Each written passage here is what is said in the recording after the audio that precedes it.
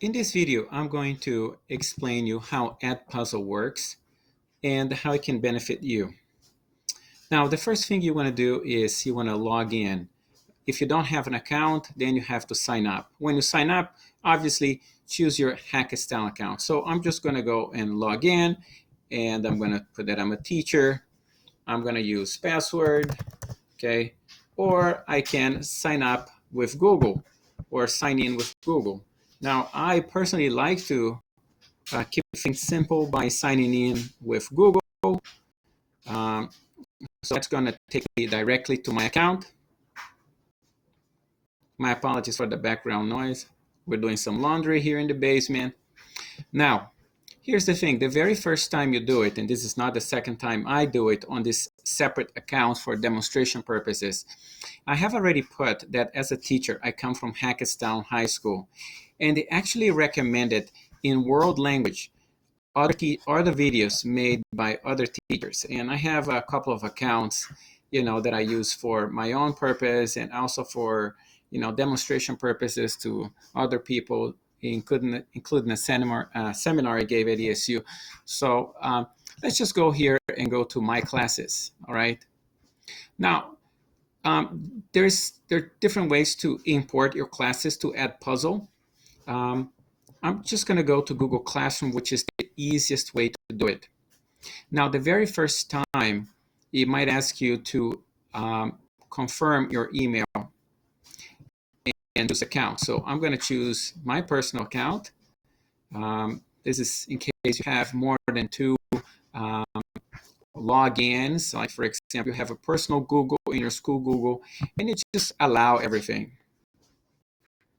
Now, one thing it might ask you too is whether parents have permission.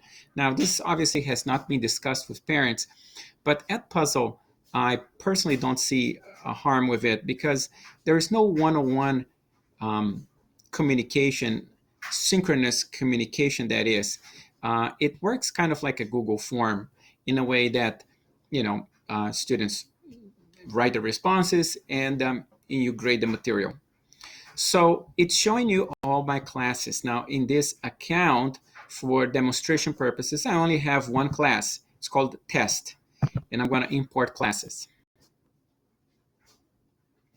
So in this class, you can see all of my students, and all of the students that I have right now are, just one student, my wife. Okay.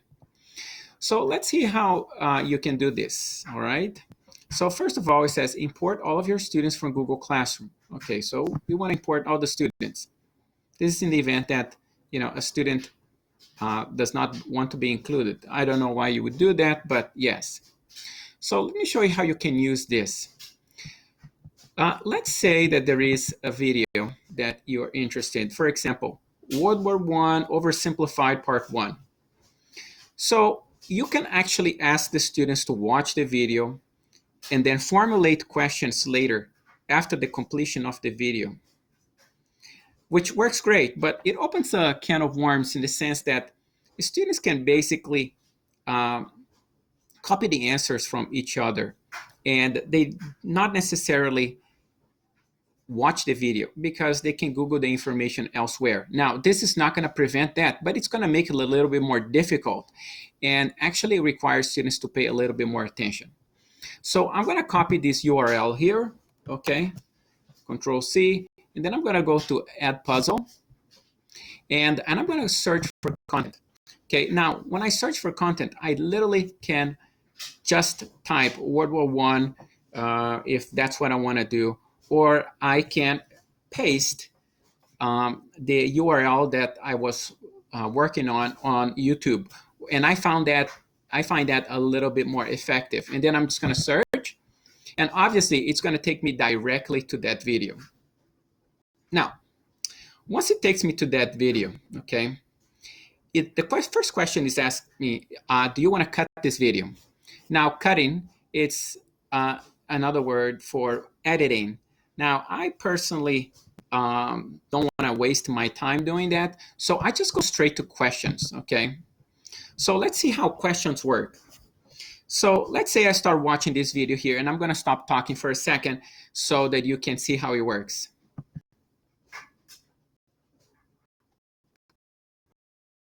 The world of 1914, technology, culture, and fashion, truly the height of civilization.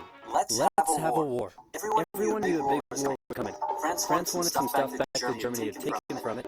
Germany wanted to take everyone's stuff, and they were building a sexy navy that made the British uncomfortable. And then let's say I'm already satisfied with this part here as far as, hey, let's create a question regarding this video. So I can create a multiple choice question, and I can say, for example, name one of the two key players, countries involved in World War I. And for multiple choice here, I can choose here England, Spain, and I can add another one. Okay, and I'm going to put here Germany. Now I'm going to mark Germany as a correct answer. Okay, and I'm going to put here Sweden. Okay, and I'm going to put that's incorrect. Okay, and I just click save. And I'll hit play again. Sorry, there's a buffering here because we were using the internet for other things. These two empires thought they were really cool, but lots of people who lived there didn't think so. And some of them had even declared with help from Russia. Everyone was talking about each other. Okay, and then you can add an open-ended question. Okay, which country contributed to the independence and etc. of other European countries? And I click save. All right. As I navigate through this video, as you see, I'm creating some questions which are open-ended, short answer, multiple choice, etc. At any point, I can edit the location of these questions and move them over to a different location. But if I'm satisfied, I can just click, and I'm going to have to close this, and I can just click finish. Okay. All right. Now, when I click finished, I can review that throughout this video, I have a multiple choice question at point 22 and another open-ended question at point 32. Now, if I'm happy with that, I can edit things like, for example, I can change the name of the assignment. Okay. I can add more questions if I want to, or simply just finish.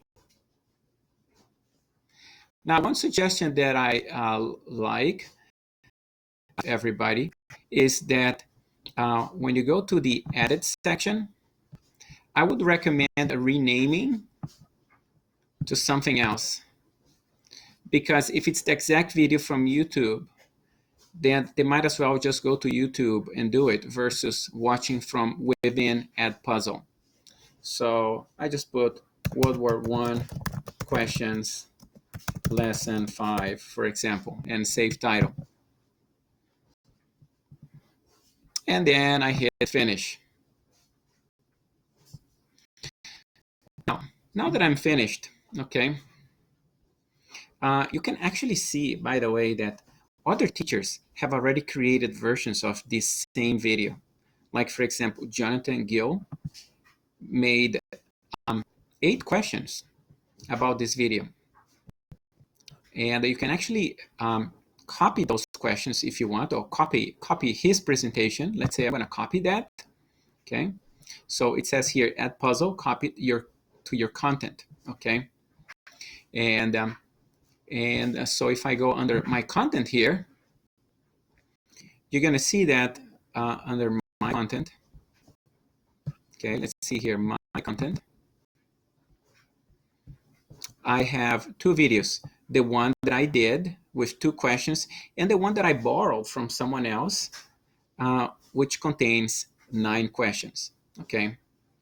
So now here's the neat thing. Let's say that I want to assign this video to my students. So I can actually double check this person's questions to see if I approve them or not. Okay, so let's take a look. Okay, so there's an open-ended question here at 21. Is it fair to say everyone knew a big war was coming? You can leave notes. Okay, was the Serbian government officially involved, etc. Okay, if you like it, great. If not, you can add it and add more questions, or you can eliminate questions. And if you're satisfied with that, so you will find that sometimes there's no need to reinvent the wheel. You just, if you find a great video, chances are some other teacher have created great questions concerning that video on EdPuzzle. And we're just going to go finish here. Okay.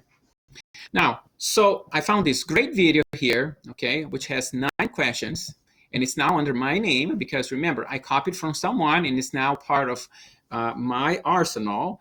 I will assign. So I click assign, and I can choose which class will have to watch that video. So I put here my test class will have, and the start date is today, the due date. I'm going to put here, tomorrow. I can change the time, just kind of like Google Classroom. And now here's a neat feature. You see this? Prevent skipping. Students have to watch the video in its entirety. On top of that, for those students that need assistive services, you can actually generate closed captions, okay? And I can also post it immediately on Google Classroom, which is great. Okay, so I'm just going to assign that. And there it is. Okay, so now let's go to my Google Classroom. Okay, and I'm just going to refresh here.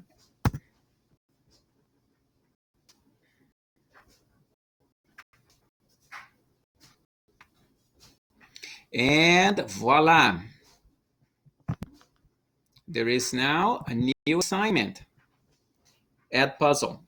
And I can see that Martha has not completed the assignment yet. Now, so you as a teacher have the ability of assigning that video, sometimes a video that already has great questions created. You force the students to watch the video versus skipping and Googling the answers. Because the students, see, here's the thing, the students would not see the questions until the questions are generated. So it actually provides much more engagement versus watch this video and answer these general questions about World War I. Okay. So now that you've done that, okay, now you see on your end, next time that you log on, okay, to EdPuzzle, and you're going to see my classes, okay, and I can see here do assignments. So there's just this one do assignment, World War I, oversimplified part 1. And I can see there that Martha has only completed 0%. She's been slacking. And I can actually look at all of the answers. And if there are multiple choice questions, for example, it would actually grade everything for you, kind of like a Google form, except that it's much better than a Google form because you actually put timestamps on the videos, and then you actually put questions to specific timestamps. And but if it were a multiple choice, you would actually it would actually grade everything for you. If not, you can review the answers, and you can also and then you can transfer the grade to Google Classroom or to real time. Now that transfer is not automatic, okay, but and then you can move on to the next student. Now, like I said, if it is a test that you created in multiple choice format, then it would actually generate a grade, and you see the grade here, and it shows the percentage how much they've watched. Okay, and that's pretty much EdPuzzle. I highly recommend it, and if you